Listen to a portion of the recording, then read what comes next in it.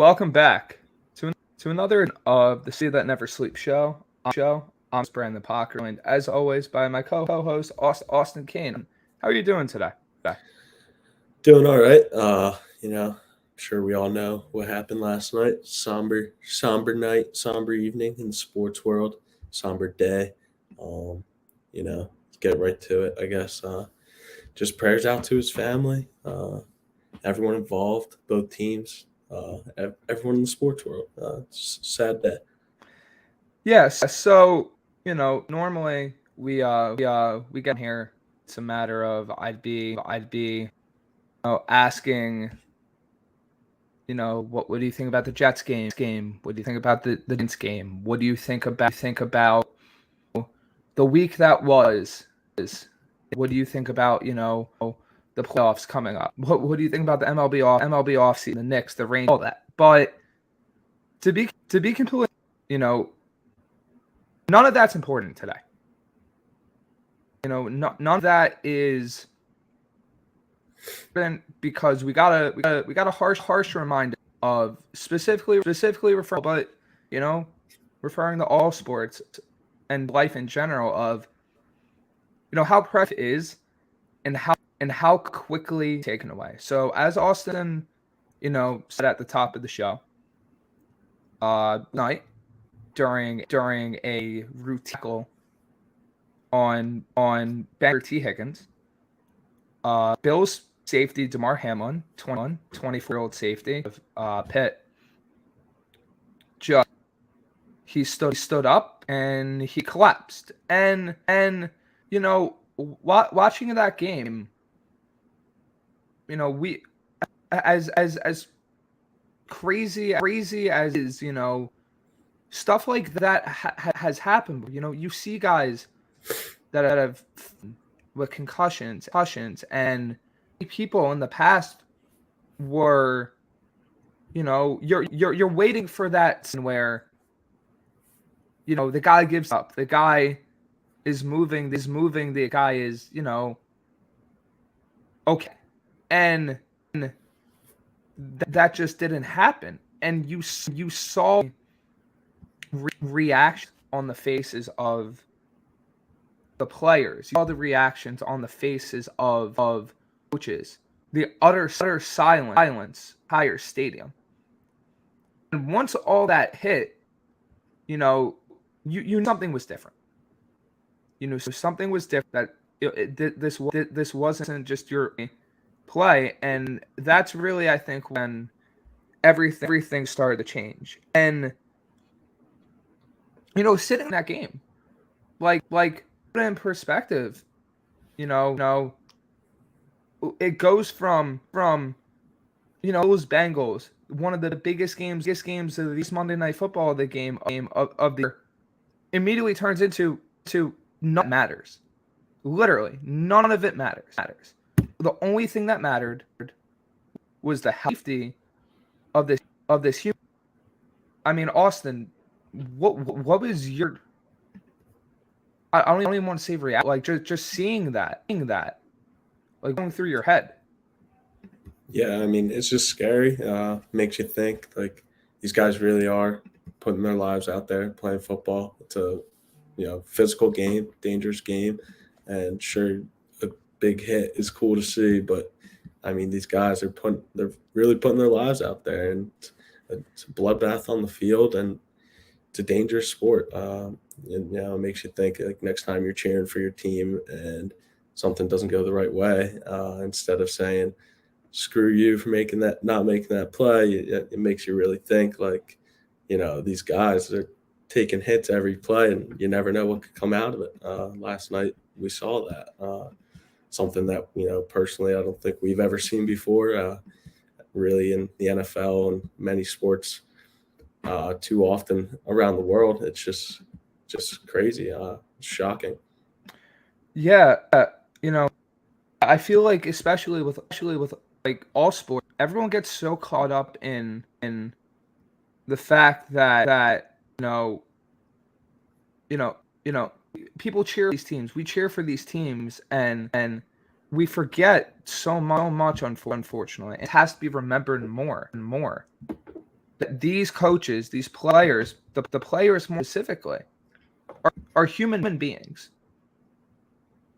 And like more than any time I've personally ever seen, that came in the plan.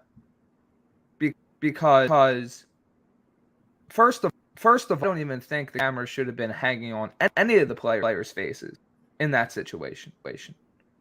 But that's a different discussion for a different time. But seeing just the blank stare Josh Allen, seeing just the absolute emotion of Stephon Diggs, Tre'Davious White, just the image of Buffalo Bills team in a circle of prayer as the ambulance is leaving the field. It's just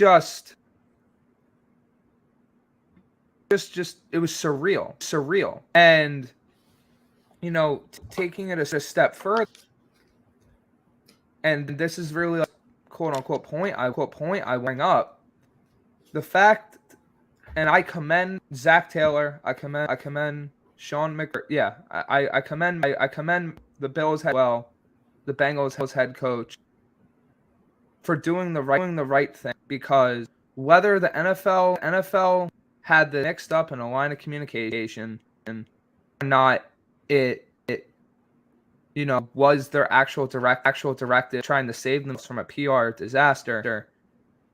That at first they were 5 total minutes, according to the broadcast last night. This isn't going to nowhere. This was said by Joe Buck on the ESPN broadcast. The fact that they were given 5 minutes to regroup and get on the field. That's just it's just unfathomable to me. Unfathomable. Yeah. Because putting myself right, the fact that you see that happen, you see your brother that you play with at this point 17 weeks, see that happen, and expected to go out there and play 5 minutes after that happened. That's impossible. That's really impossible, and most of all, it's inhumane. We've seen instances like this before, unfortunately. A few ago, European soccer player Kalic, same type of situation. The game resumed an hour later. We've seen to an extent in baseball, something with a line drive, stretchered off, taken to a hospital. The game resumed. But this one different. This one just felt different. And the fact that the NFL still, they still wanted to push it forward. They still want to have the game resume in 5 minutes. I mean, Austin, what are your thoughts on that? Yeah, I mean, just the idea of even starting that game back up was quite ridiculous in my mind. I heard Joe Buck say 5 minutes each team would get, and then you see Joe Burrow warming up and throwing the ball on the field, like trying to get warm. But nobody on that field was mentally able to play that game after that. I mean, it doesn't even matter if you're on the Bills, on the Bengals, on the coaching staff, even the fans, I'm sure, were gutted. And I just 5 minutes. That's just ridiculous. I'm happy the game ended. There was no reason to continue on, no matter what the situation is. There's no reason to play that game. I'm happy the Bills, some of their players and coaches got to go to the hospital to see Damar, give his family the prayers and wishes. 5 minutes. I mean, I hope that's not true. I hope that's just like the common protocol if some stoppage happened or something. And I hope that was not the first orders that was given down both coaches. I'm happy they both came together. And I don't know whose decision it was in the end. But I'm happy, they took their players off the field, and they were not gonna play that game. Yeah, it was just the fact that you know, first of all, the fact down to the coaches to make that decision. From working off the information we have, obviously the L comes out deny it. But the broadcast gives you information. You never know. On top of that, the fact that it took, and this is the second where it's like, okay, what are we thinking here? Like why? The fact that it took an hour to officially postpone the game in a single, and considering what we know about the situation now, that Damar is is in the hospital right now. They had to perform CPR on the field. They had to use a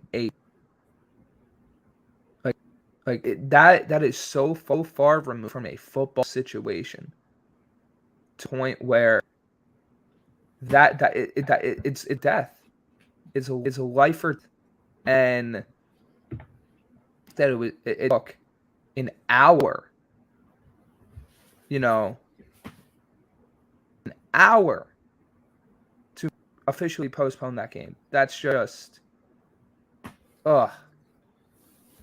Yeah, it's a game where fans, like even us just watching, like we knew that game should not have gone on from the minute. He's not moving on the field. I mean, there's no reason to start the game. You can figure that out later.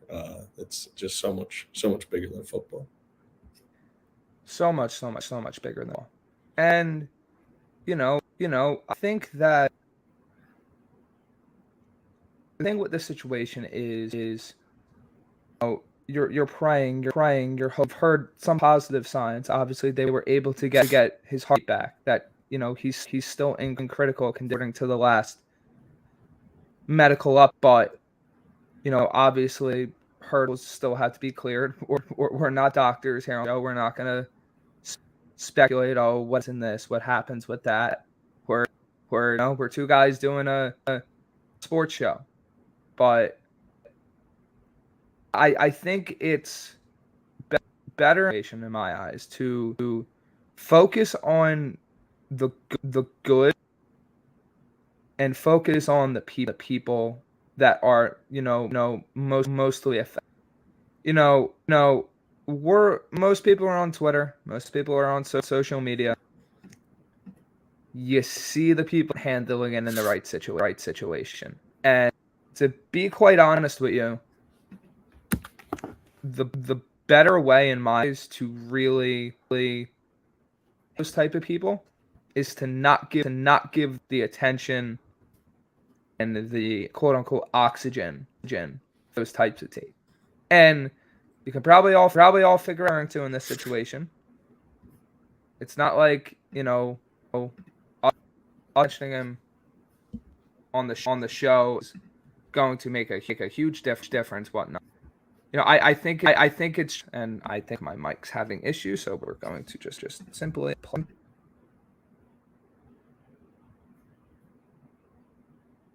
All right, I think we should be better now, but much better. I think we should be better now, but I truly think that it's better to focus on the good, and I think the most important good that we can focus on is the charity of Damar Hamlin. If you've been following on social media, Damar Hamlin had a toy drive that he had set up, a page that he had when he first arrived into the NFL, when he was at Pitt. And the goal of the foundation's toy drive was $2,500. That's where it started at. Currently, at this moment, I have it up. It's 4.7 million. Just incredible. It was at 1 million last night, then 2 million, then 3 million this morning, and now approaching $5 million. Crazy. And, I think that the big thing with that is showing that, people, especially like Bills fans have displayed it, but just the entire NFL family, football family, sports world coming together to really, support everyone involved in this situation. It's just, for me, seeing that, it's incredible to watch. And I'm just hoping that, Hamlin, when he comes through, just sees you know, the impact that all these people have had for him.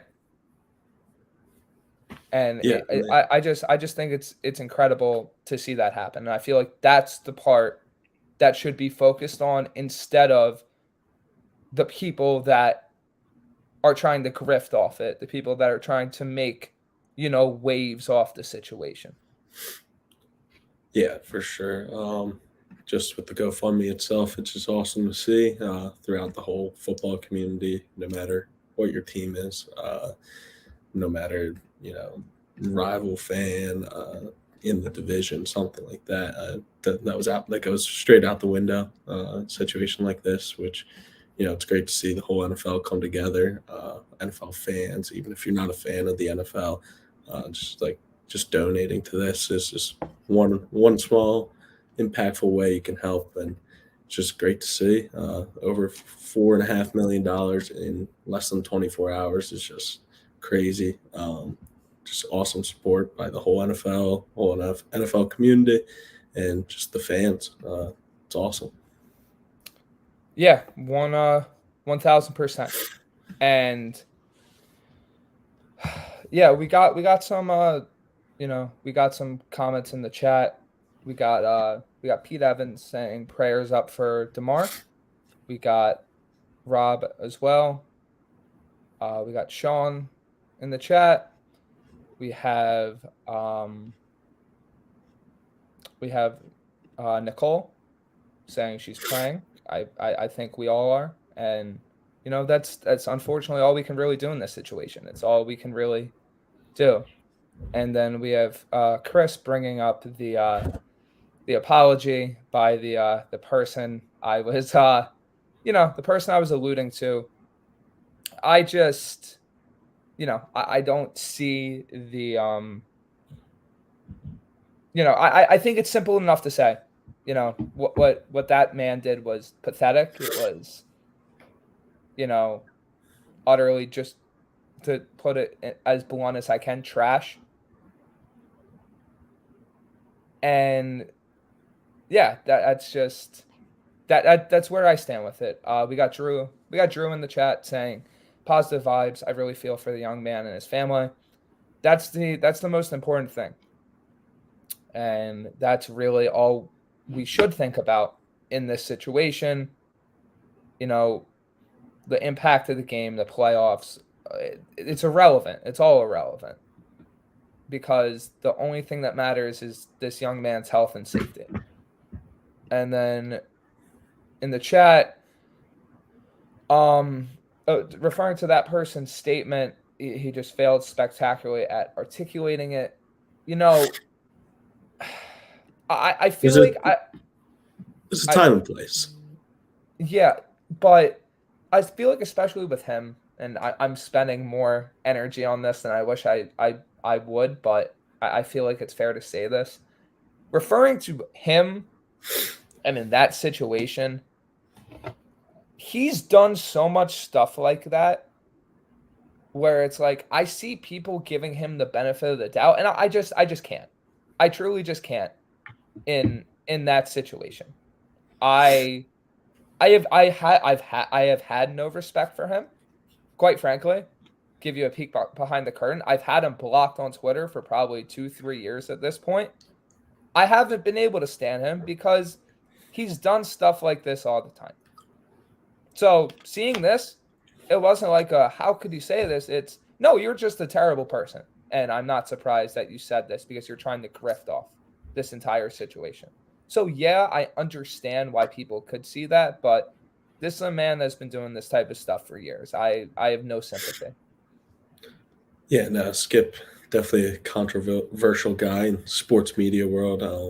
Very big with interacting with the superstar players, and especially on Twitter and stuff like that.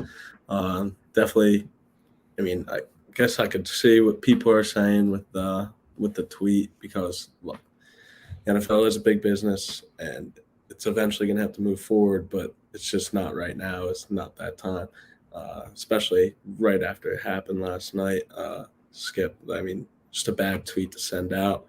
It's almost like, do you even read what you're posting? I mean, or think for a second about something other than football, something bigger than football. It's literally a man's life was nearly lost on the field last night. So it's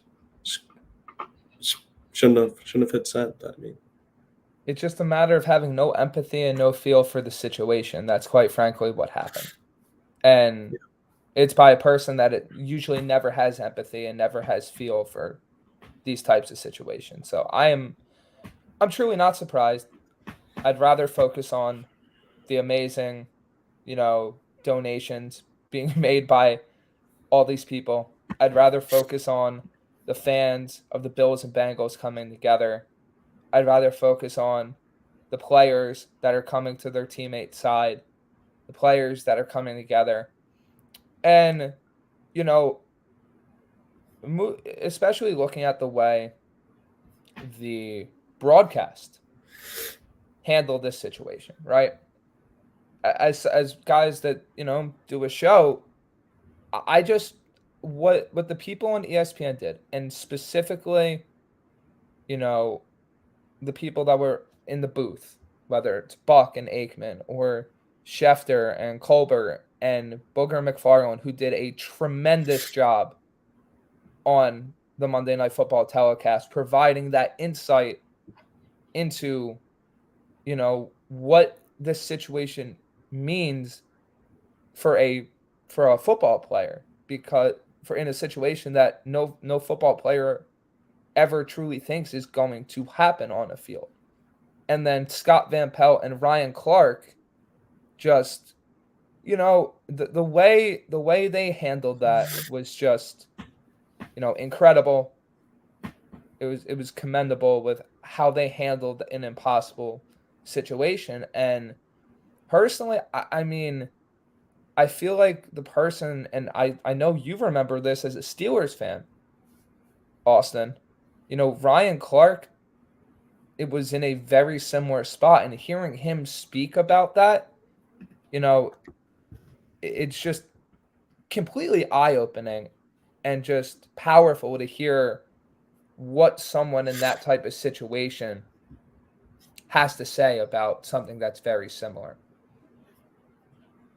Yeah, yeah. Ryan Clark, former safety in the league, same position. He's made similar hits. He's been similar position. He was saying he was laid up in a hospital bed, and he had friends, when he got out, calling him, saying, "Man, I didn't think you were going to make it," like in tears by his bedside, like when he was in there. And, like you were saying, I think just everyone within the whole ESPN group, they knocked it out last night in a situation that they could have never predicted or never, been ready for. And, just props to them, because they did their jobs and they did it great. Yeah, and it's just this. You can never truly prepare for that. You can never truly prepare for how a situation like that is going to unfold, because you never prepare for you can prepare for the worst case, but rarely do you ever expect the worst case to happen. And that brings us to the players. And I feel like that, quite frankly, this is the most important conversation. And the way I feel like this needs to be discussed is moving forward. It's not about can these games be played? Can these games be moved? What's the playoff implications? What's, the Super Bowl ramifications? I feel like the most important thing now is, are these players mentally okay to even step foot on a football field again? And we got another comment. Props to the medical staff. They were helping immediately. That's the most important thing. In that type of situation, a cardiac arrest, the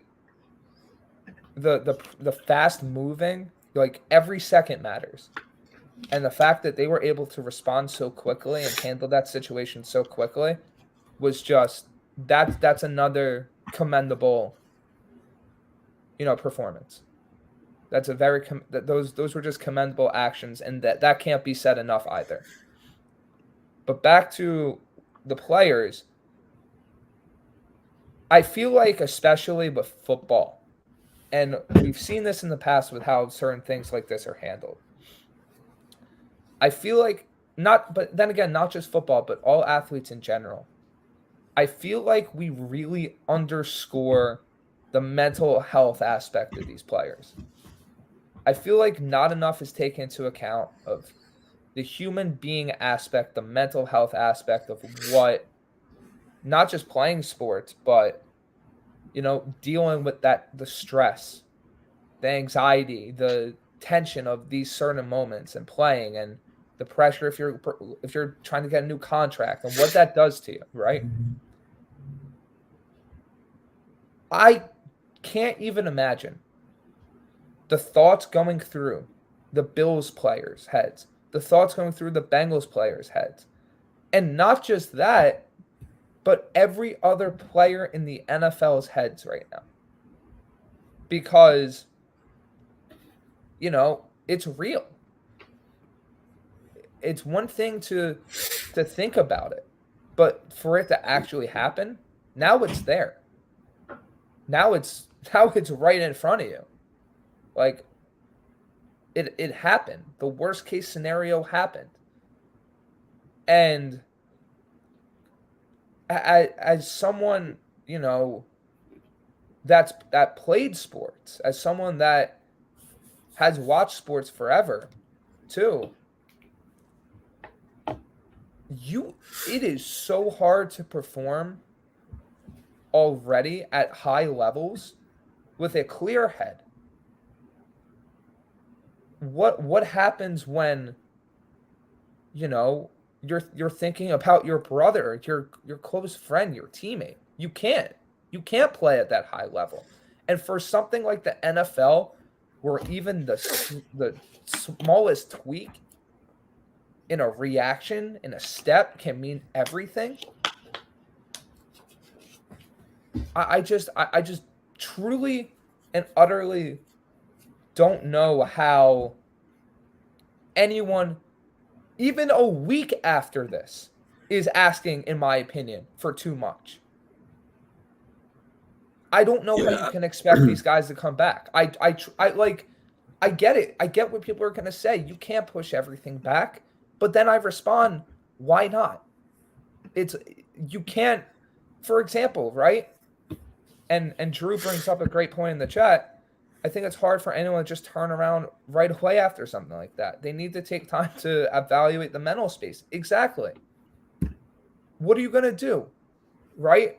You're going to ask the Bengals and the Bills to simply turn around after this traumatic experience, which, let's not forget,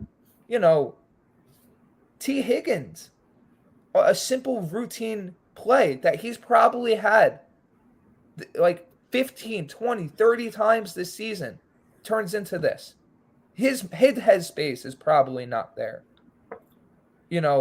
The entire Bills roster, probably the entire Bengals roster, like I said, the entire league. I don't know how you turn around even this week and say, hey, Buffalo, you got to play for the 2 seed now. You got to play for the 3. Like, no, that's just, it's not important. It simply is just not important right now. There has to, in my eyes, there has to be a time away until the situation is even remotely cleared up. You can't expect to just throw these guys back on the field because that is just going to be a detriment to their mental health. And quite frankly, that's the most important thing in this situation right now. Yeah, and you can't ask these guys to go back out there 6 days, Sunday, whatever, and it doesn't really matter what the logistics are. It's the NFL; they can figure it out at a later time. I mean, a week is way too soon. I mean, these guys, they saw that happen. It's going to take a lot to get them back out on that field because, I mean, it could be anyone. It could happen to anyone. And just going back out there, it's going to be hard. Won't be easy. And I think, they definitely deserve, the whole league deserves some time away from the game for a little bit. And, like, quite frankly, right, to bring it back to this, and this is a key example in this, Josh Allen, we saw that emotion on his face. You put those guys out there, you're asking for another life-altering injury. All these things when guys aren't going to go full speed because they have, they're not in the right headspace to be playing a game. It's what leads to the more injuries, the more, a career is being affected, livelihoods being affected. What, like, you're not going to ask the Bills to play their last game in a playoff game in a matter of a week, a matter of 5 days. That you just can't do it.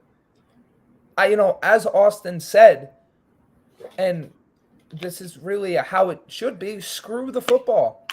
These guys' lives are more important.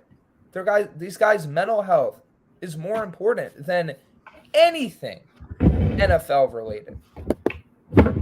They are the biggest sports league in the world. They have the money, the resources to figure it out. There is no reason why they should force any of these guys to play before they're ready. And that's the long and the short of it. And there's just not much else in that sense to really push. We got Drew in the chat saying, playing sports, if you are taught to worry about being hurt, is when you often get hurt. Exactly. Especially in the NFL, where if you're thinking about something too much and not reacting like you normally would, that's when the injuries happen. And that's when the freak injuries happen. It's just not right now to expect anything remotely on a football field for, I'd say, at least a matter of a week. That's like the bare minimum for me. Now, is that going to happen? I truly hope so. I truly want to believe it, but I saw how the NFL handled things last night. I saw how the NFL handled the situation, and I'm not, my confidence isn't inspired.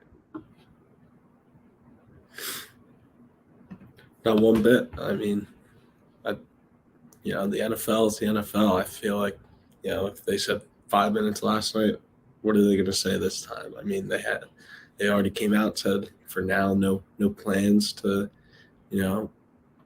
change the scheduling. I mean, hopefully we're just waiting to see a clearer picture on the situation and go from there. But I mean, I don't know if there should really be any football this weekend at all. Drew in the chat says counseling is a must. Let them be with their families and have open dialogue. Like we said before, along with having that break, this has to be a minimum. Has to be a minimum. You know, you have to let these minds clear, because otherwise you're going to have disastrous consequences. And, you know, I think the last point that is worthy to be discussed about on a day like this, where this is the only thing that matters, the only thing that truly I feel like needs to be talked about, is where, not exactly where do we go from here, but, you know, what changes? What I don't want to say impact, but what comes out of this? And from my eyes, looking at this, I feel like the impact that comes out of this has to be an even greater emphasis on player safety and an even greater emphasis on the mental health and well-being of the players over the almighty dollar. And maybe I'm being a bit too naive. Maybe I'm being a bit too, optimistic. But this is just something that I feel like something has to come out of this that is positive. That's just where I fall in this regard. Yeah, whether it's with the safety of the NFL, extra padding, or some sort of new padding, or some rule change, something definitely has to come out of it. Something different, and something for the betterment of the players and the league itself. Yeah, I mean, Nicole in the chat says, I think no football this weekend. I honestly think that's the best move.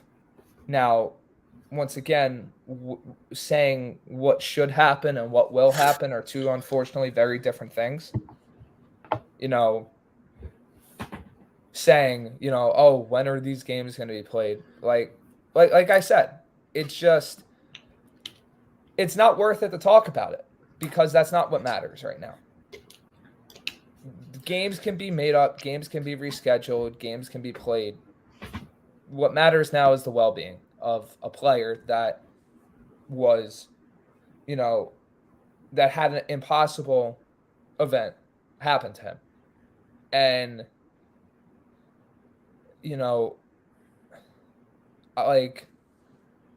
I honestly think, something else that should come out of this, even better health protocols for players, showing that, and I think this is something else too.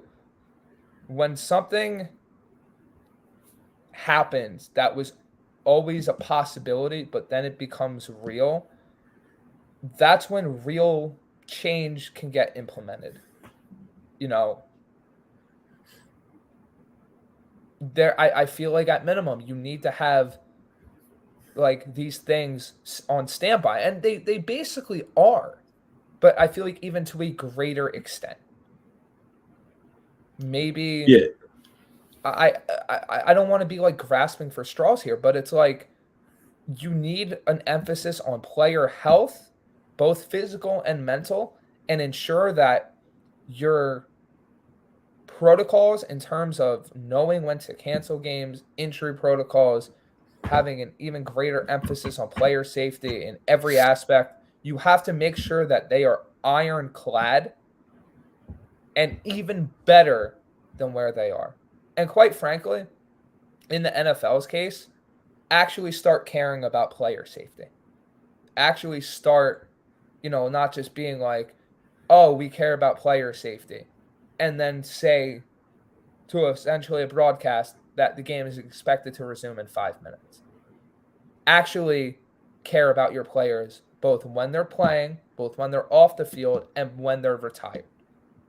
Because, the NFL, dealing with former players with CTE, like all of this, to an extent, and I wouldn't say to a wide extent, has been able to been swept under the rug. That can't be the case anymore. It simply can't be the case anymore. Not after this. Yeah, I mean, in the past 20 years since we've been watching football, we've seen just like the whole thing with concussions uprise. Like they made movies on it. And the NFL says, they're doing it. And then, just another situation from the season, like with Tua. He's playing games when he's got a concussion in the first half, but he's finishing the game. So, yeah, I mean, it's definitely something the NFL needs to continue to improve on generally, and just going forward. Need to be better. And I think that I think there's a bigger possibility of the real change happening in this event because, people would always say, like, the money machine for the NFL stops for nothing. They didn't care when players got COVID. The machine kept moving. We've seen games continue after players have been borderline paralyzed, like Ryan Shazier, after hits like the one Antonio Brown took in the playoffs. We've seen the NFL have some of the closest calls in the sense of avoiding something like this and still keep playing and still keep the line moving. This is the thing that made the NFL grind to a screeching halt. This is the thing that needs to make the real change, to actually invest in the player safety, to actually invest in their mental well-being, and not just put on a performative act in a lot of regards, not every regard, but many and most regards, and actually ensure that their employees are okay. And that's where it comes into play, because I feel like not a lot of people think about it like this, right? In most situations, if you were a worker and this happened to one of your workers and your boss came up to you, not your boss, but like, I guess the owner of the company came up to you and said, hey, guess what? You see everything that just happened right here? You have 5 minutes to recover from that. When you think about stuff in terms like that, it's not acceptable. It's just, quite frankly, it's just not acceptable. It's not, it's just, it's just disgusting. It's just disgusting. Yeah, I'm just getting like chills thinking about all this. It's a crazy situation. Something just shouldn't happen. I mean, it's something you just hate to see, no matter who it is. And I just got to continue keeping the family, the man himself, and everyone involved in your thoughts and prayers. Yeah, and looking at on a more positive note, the charity for Hamlin. Just gonna give an update on the amount that it has. It is currently at $4,779,000, $350. So it is once again way past its $2,500 goal. If you guys need or want to donate to it, I personally would suggest donate to it. It's an amazing cause. Damar Hamlin, the person, was incredible, and he is incredible. The work he has done in the past has been incredible with the toy drive and wanting to give back to Pittsburgh. His life story is very well documented in the sense of he was a 4-star recruit. He could have went anywhere. He chose to stay home. He got his shot in the NFL. He was making the most of it with the Buffalo Bills. And I feel like, obviously don't want to tell people what to do with their money, but I feel like this situation's different. And I feel like this is really a incredible cause to donate to. It's on GoFundMe. It's called the Chasing M's Foundation Community Toy Drive. So, even if it's $1, even if it's $2, I highly suggest donating to that, because it's going towards a truly great cause for a person that has done a lot for his community. 100%. Yeah. No matter $1, 50 cents, even a damn penny or nothing, and keep them in your thoughts and prayers, just something, try and support this man as he keeps battling, and, he'll get through it. Yeah. So I'm going to be completely honest. That's all I really have in me for today. Obviously there's other news in the sports world. There's a lot of really cool basketball things that happen. That obviously, if you pay attention, Donovan Mitchell, Luka Doncic, Knicks, Nets. You got Rangers with hockey. You got the Devils, Islanders. But I'll be completely honest. Today, me and Austin talked about this. Today was not the day for that. Today was not the day. There'll be more shows. Yeah. Today was not the day, to talk about Damar Hamlin, the person that he is, the true personal level impact that this event had on the people that were involved. Not the sport that it involved, the people that were involved. And like Austin just said, there's going to be more shows. There's going to be more time to talk about basketball, about hockey, about baseball, about football. Today, this show that we're doing right now, the most important thing is to talk about the importance of this good person. More importantly than Damar Hamlin, the football player, Damar Hamlin, the person. And I feel like too many times when this sport is talked about, we lose sight of the human aspect. We lose sight of what these people are outside of the game of football. And while this event encapsulates the game of football, it's not what it's about. It's about a human life, a good person being affected by something that, quite frankly, just should never happen. But when it does happen, it's very scary. So I think that brings us to the end of the show today. I appreciate everyone who stopped by. This is something where, quite frankly, I don't want to speculate on anyone's medical situation. I don't want to drag this show out longer than it should or needs to be. Quite frankly, I feel like everything that needed to be said had been said. And there is just the only thing left to do in this situation is support the players and the people around these teams that need it. Support the community fundraiser and the toy drive that Hamlin's doing to show support for this great person. And just pray and hope that he gets through it and that he can get through the other side. And he can, make that full recovery that everyone wants him to make. So, Austin, I think for me that really does it today. Do you have anything else left to add? No, it's same thing. And yeah, Shout out everyone hopping in. See you guys Tuesday.